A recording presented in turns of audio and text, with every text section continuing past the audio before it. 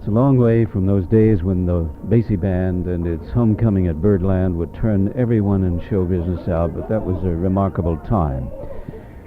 At that moment, Marshal Royal had a very strong discipline. He was concertmaster and lead alto in the reed section of the Basie Band and probably the prime administrative force. And how are all those section hands to manage, Marshal? You mean how they to be managed personally or collectively or what? Either way, however you care to handle it. You see, it's a very big job trying to keep 17 people with 17 ideas and formats, sometimes egos, traveling on the same track. And the best way to do it is by passive persuasion. What's your art form called passive persuasion? That's a great description. Would you open up the channel there, and what's your secret? Well, you show a guy how to do something, if possible by your own form, and then try to convince him that it's his idea to start with. And by doing that, he has pride in what he's doing. He still collaborates with what you intended for him to do, and still thinks it's his own idea and his own ingenuity that's carrying him through. You ought to be on the faculty of the Harvard School of Business, sir. Well, those things weren't open for me when I was coming up. I'm 72 years of age, and they weren't finding too many young black dudes to do anything in that time. That was a matter of survival when I came up. So I couldn't be at Harvard, Yale, Princeton, or anywhere else.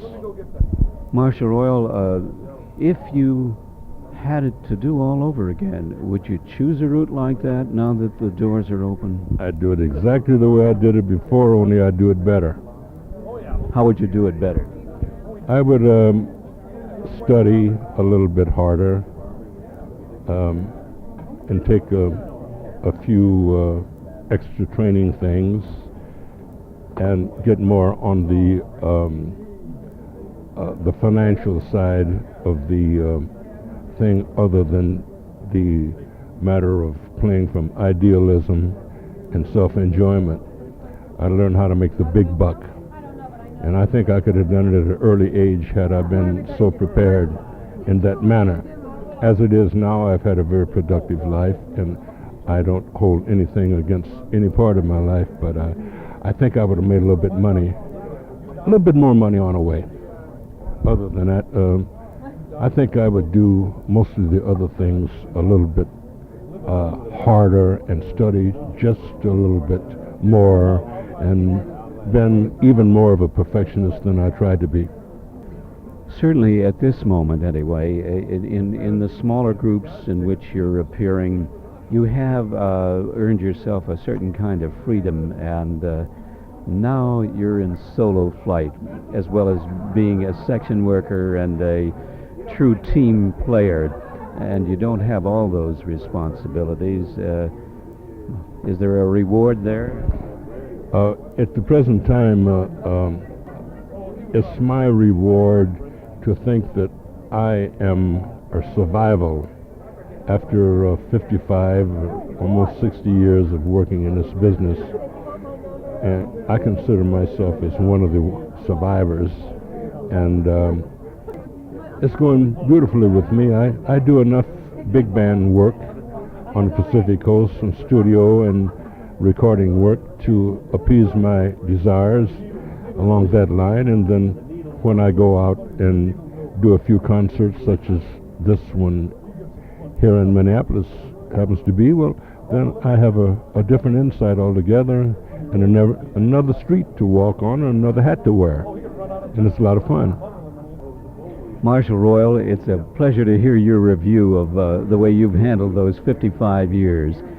As I listened to you last night and hear you today, I wonder and ask, who influenced the way you've developed your artistry on the alto?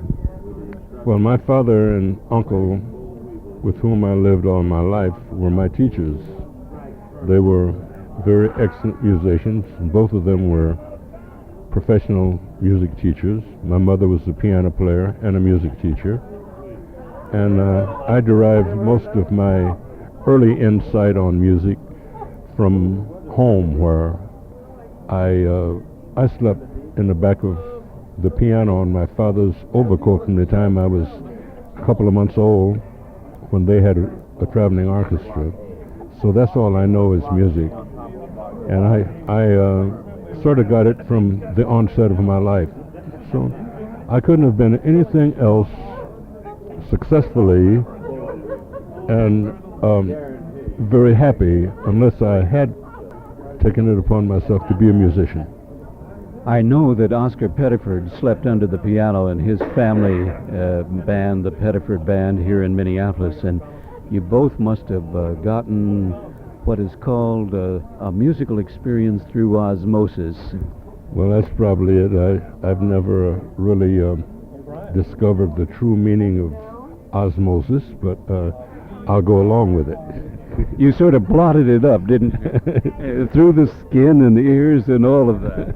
Well, music to me is one of the beauties of life. Jazz itself, I consider as being the only true art form of the United States of America. Every other art form that they have has been derived and brought from immigrants from foreign countries, etc., with the exception of a few Indian things, and they're probably the original guys over here. But other than that, jazz, as played the American type, is the only true art form from the Americas, the North American continent, I would say. I'm speaking of the United States, personally. As a part of that art form, if I mention these names to you, of course I'd like to start with Count Basie's band. What's your immediate reaction when I say that? I don't know what you mean by my immediate reaction of Count Basie.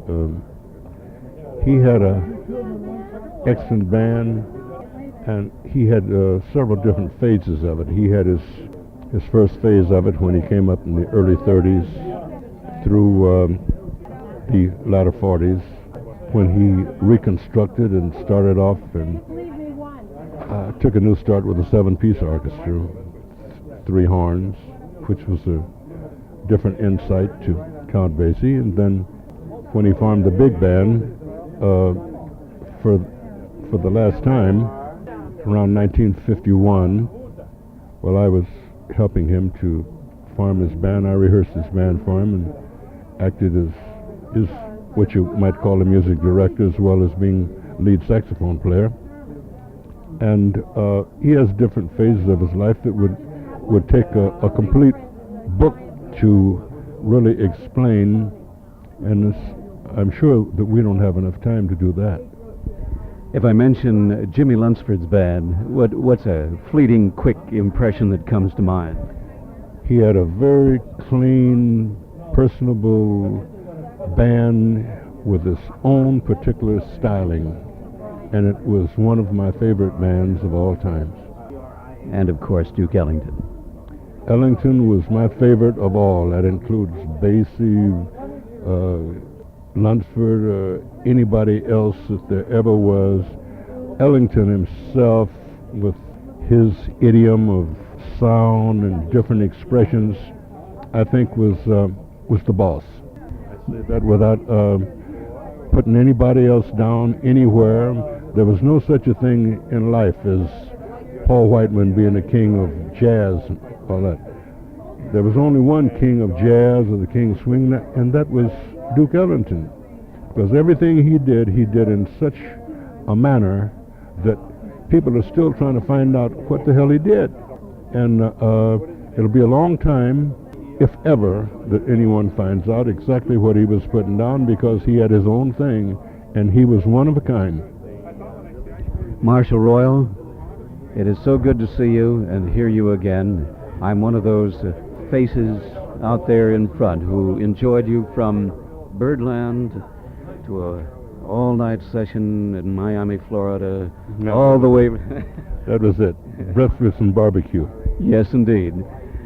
A pleasure to see you, and I have memories of you, Frank Foster and Frank West, the two tenors in front, and that young light Quincy Jones. He was a good man, and he is still a good man. Is very productive and very progressive in this life. Matter of fact, at the present time, I think he's just finishing the production of a movie called something Purple or something like that. It's off of a book. But he's very successful, and he was one of the young men that knew how to make money. And he took his musical talent and transformed them into money, and everything he started touching turned to filthy lucre. And I'm very proud of him and very happy for him, because he got just about everything out of the business and still is receiving just about everything out of the business that he can receive. Marshal Royal, pleasure to share your insights, your observations of your days with Basie, your own growth in the business, and of the people who pleased and stimulated you. It is indeed a privilege to sit here and talk with you. It is a September afternoon. The year is 1985. Minneapolis and St. Paul, Minnesota. Marshal Royal, a highly individual alto player and a great manager and disciplinarian for the Basie Band, the concertmaster in quotes of the Basie organization, and through the years, keep the good health. Thank you very much.